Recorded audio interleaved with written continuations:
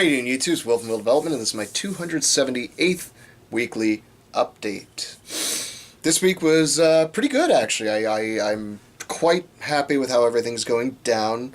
There have been a couple changes in the way everything's been going, just because that's sort of how things have to go. Now that I actually know the events for Miami's Baddest, I'm doing some very specific work towards that competition. Just so, my goal for this one is to give my best possible performance. And that's not to say that hasn't been the goal in the past, but I've had different goals at different years. So the first year I went to Miami's, I was a novice. I competed as a novice, and my goal was to just have a good time, get experience, and potentially not zero anything. I ended up zeroing one event, the press, which has always be the bane of my existence for a while, it looks like. But I ended up zeroing that, but all my other goals were met for that competition. For the Strength Camp Challenge, I don't remember what my goal for that was. I actually believed I had a chance at doing well. That was proven wrong. Most of that was mental defeat. Just after those first couple events, I just got shot down. I had a rough start, and then it just went downhill from there. And I just got in my own head and just beat myself, honestly. Then took about a year off-ish. A little over a year, actually, because from Miami's to the Scorcher, that was over a year. So just about a year and a couple months off. Then I went to the Scorcher, actually entered a weighted class. Goal there was to get experience cutting a little bit of weight, handling weigh-ins, and I wanted to get an idea of what I would have to be capable of to be competitive in a actual weighted class. Goal complete. Ended up in last place, yeah. And it is what it is. So now we're at Miami's, and my goal for this one is to just simply do the very best I can. I don't want to be comparing myself to other guys. I want to pull a deadlift PR while I'm there, but I want it to happen organically. So I'm not doing a whole lot with my programming to sort of peak for it, since my programming already had me peaking right around the same time as the comp. I think it might be like a week off, which honestly, if it was a week off either way, that's fine. But that being said, I'm planning on trying to peak. Or it'll be peaking on that. I want to get that deadlift PR. That'd be cool. Somewhere in the 430s or 450s would be just amazing, honestly. And especially since it would be in a comp, so it would actually count. That would be great. And other than that, I just want to do the very best I can do. I want to actually leave it all out there on the floor on every event, and really have a decent showing in a weighted class that I am actually working very hard to get to a few of the numbers for some of the events. And so it's going to be a good time.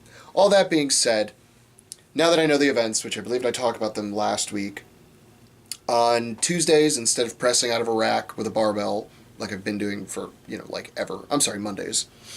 I'm doing log. And mostly cleaning once and then pressing, because the clean on the log isn't so challenging for me, but as the weights get heavier later on in the weeks, I will practice them more and more. Just because if I can get to the point where cleaning a, let's say, 230-pound log is nothing, the odds of me pressing a 245, a lot higher. That being said, I need to look at this. I went right where I wanted it, and then it went away. Okay, there we go. Looking at my my days here. So let's see, where are we? So, like I said, log ended up this week called for a 10 rep max, which I got up to 130, clean and pressing. 10 reps of 130 was holy hell. That took everything I had. But it's good. That's a lot of mental training there, because now I'm like, good, I know I can do 10 of these. That'll translate to 3 at 180 with no questions asked, that sort of thing. Day 2, which was squats. For the first time in a long time, I did multiple reps of 315 with no pain. I actually went to 315 for 4, and I feel like I had a couple more reps in me, gun to my head. And ended up just touching a single, which I like to do this on my heavy days. I like to touch a single even though it's not programmed in. Touched a heavy single at 335, And that felt fine. Felt like it maybe had a couple more pounds in me. Like maybe if I really, really wanted to go for it, I probably could have gotten like 350. But 315 didn't feel heavy on my back. 335 did feel heavy on my back. And that sort of makes sense because it's a heavier weight. Let's just put it that way. And I know that sounds stupid, but you know, that 20 pounds getting closer and closer to basically my current max, I feel that. I feel that more, I should say. Day 3, which used to be a bench day, is now a axle clean and press day. I want to get as much practice with that as I can, specifically on the cleaning. So on this one, on the heavy days, I'm still going to go for that 1 rep max on it after I do my 3 or 2 rep max, whatever the day called for. But additionally, I'll be doing however many it was. So if it was a 3 rep max, I'll do 3 heavy cleans. Or if it was a 2-day max, I'll do 2 heavy cleans. Or I may just do 3 cleans just because that's what I'll have to do at the comp. 3 clean and presses. So I may try to keep that specificity. The idea being that even after all that work I just did cleaning and pressing, let's say 15 or 30 reps, whatever it happens to be that day, still had it in me to do 3 more heavy cleans.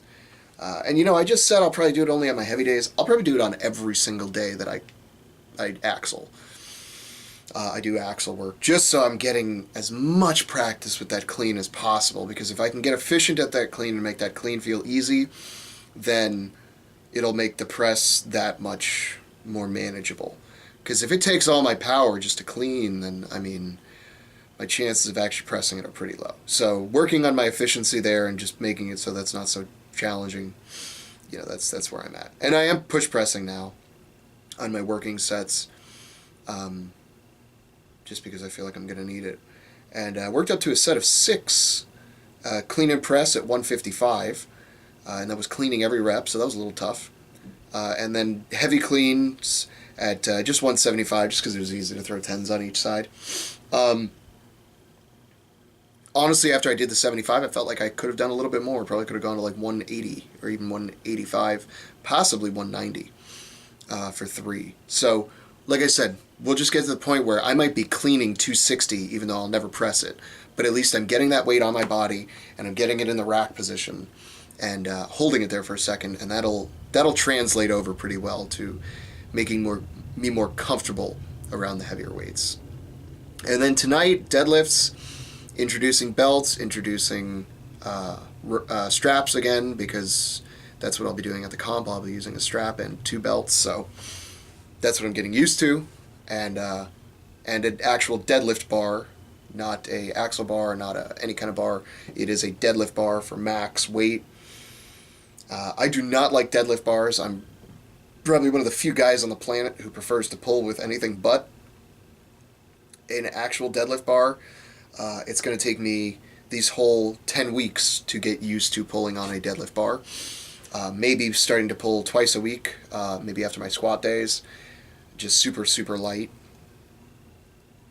just to make sure that I'm getting extra practice with the actual deadlift bar implement, just because it still throws me off so much. But that being said, tonight, sets of 8, was able to work up to 335 for 8. And that's why I always tell people, train without equipment as much as you possibly can. When you're working towards a comp, then introduce equipment again. And by equipment, I mean belts, sleeves, wraps, straps. I don't care what you're using. Try to go raw as much as possible, because it's going to translate to geared lifting or equipped, whatever you want to call it. Not that belts are equipped lifting, but you know what I mean. Assistive gear, it's going to translate those numbers and make them much higher, and make numbers that seemed very challenging before not so bad. 155 for 6, like on a 155, or on a press, strict, wouldn't have happened. But with a belt and push pressing, I felt like I had 3 or 4 more reps in me. Maybe not that many, but it didn't feel as challenging as it normally would have. Same thing on the deadlift. 335 for 8, that didn't feel bad at all. So, that's just some slight nugget of wisdom I've picked up, and, a not pro tip. I'm very akin to those. So tomorrow's going to be a fun day. going over to one of my fellow competitors' houses. He lives about 2 hours away. And going to be... He said we're training stones, I think. Which is fine. We've got a 285 stone at the comp. You know, touching stones every once in a while probably won't hurt my chances. Let's put it that way. Probably going to use tacky for this one. Which will be a new year for me. But...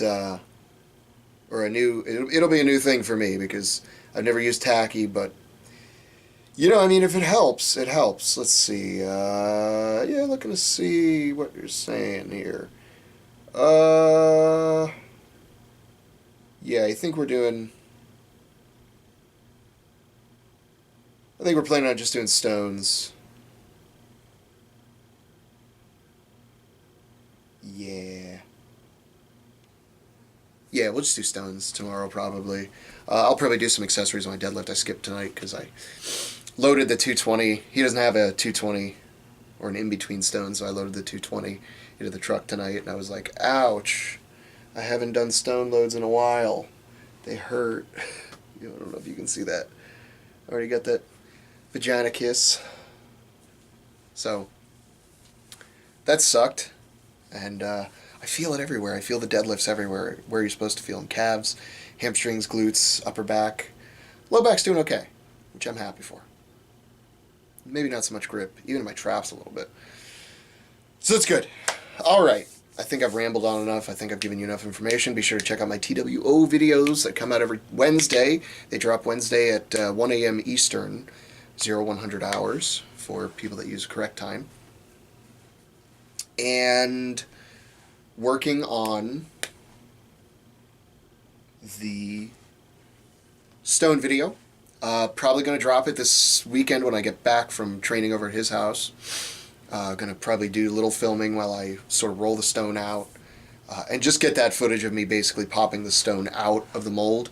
And then I'll do more work on the finishing of the actual stone. I'll film that some other time because I still have to clear off some room on the cameras and figure out how I want my setup to be because I'm probably going to do multiple cameras for that too, just because I can. And we'll go from there. So yeah, specificity is king. It will always be the most important thing, and so I am doing my best to be specific to the competition as best as I can. Within reason. Obviously on the deadlifts, like I said, I'm not going to be peaking for it, which maybe I should, but I just want that to happen organically, just because I'm in no position to possibly get strong enough in the time that I have right now to be competitive against these guys right now. So with that in mind, it's like, why would I risk going to 275 or something, or I'm sorry, 475, for example, and missing it or getting injured? It's not worth it. So I'd rather just pull like a 430 or a 450, something like that, and just, you know, PR, have a good time, not get injured. And that'll happen organically after these, 8 or 10 weeks or so. Specificity. If you're not all about it, then what's your excuse?